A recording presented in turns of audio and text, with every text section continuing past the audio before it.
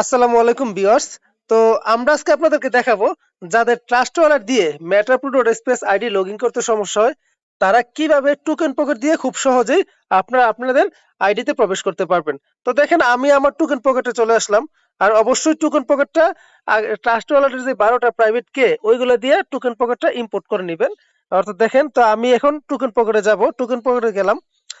যাবার পর আমার সামনে দেখবেন সেম ট্রাস্ট ওয়ালেটের মতো একটা হোম পেজ শো করবে, দেখেন ঠিক এরকম ভাবে শো করছে। এই যে দেখেন এখানে কিছু ডলার শো করতেছে, তারপর হচ্ছে send option, receive option, BNB, USDT সবকিছু কিন্তু শো করতেছে। ইনি একদম নিচে দেখেন ডিসকাভার আছে, আর ট্রাস্ট ওয়ালেটটা থাকে এই কর্নারে। বাট আমি ডিসকাভারে ক্লিক করব। ডিসকাভারে ক্লিক করার পর উপরে দেখবেন উপরে কিন্তু সার্চ অপশন আছে, দেখেন একদম উপরে ট্রাস্ট ওয়ালেটের মতো সেম। তো আমি সার্চ অপশনে ক্লিক করলাম। ক্লিক করার পরে আমার দেখেন নিচে কিন্তু কতগুলো অ্যাড্রেস শো করতেছে, যে অ্যাড্রেস মানে হচ্ছে মেটাপ্রো স্পেসের। আমি এগুলো ডিলিট করে দিলাম। ডিলিট করে দিয়ে এখন আমি যাব কোথায়? আমাদের টেলিগ্রাম চ্যানেলে। টেলিগ্রামে আসবো। আমাদের যে প্রো ইনকাম বা যে কোনো একটা জায়গা থেকে আমি লিঙ্কটা দিয়ে রাখবো ডিসক্রিপশন বক্সে। দেখেন প্রো ইনকাম আসলাম, এই লিঙ্কটা নিচের যে লিঙ্কটা আছে না, এটা আমি কপি করে নিলাম।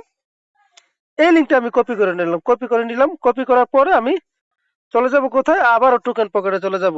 টোকেন পকেটে আসলাম, আসার পর এন্টার বাটনে সার্চ বাটনে লিংকটা পেস্ট করলাম। পেস্ট করার পর আমার সামনে দেখেন এরকম থাকবে। এই জায়গাটার মধ্যে আপনি কি পেস্ট ক্লিক করবেন। এই ক্লিক করার পরে আস্তে আস্তে আপনাকে দেখেন মেটার প্রোডাক্ট স্পেসে নিয়ে আসতেছে। একটু অপেক্ষা করবেন, লোডিং খাবে। এই দেখেন আমাকে কিন্তু খুব ইজি ভাবেই মেটার প্রোডাক্ট স্পেসে নিয়ে আসছে। অ্যাকাউন্ট করার ক্ষেত্রে সেম ভাবেই করতে পারবেন, কোনো সমস্যা হবে না। একদম ইজি ভাবে কিন্তু আপনি আপনার আইডিতে লগইন আইডিটা লগইন করতে পারতেছেন আর কি। তো এই একদম সহজ ব্যাপার ভাই, অনেকে ঢুকতে পারতেছেন না।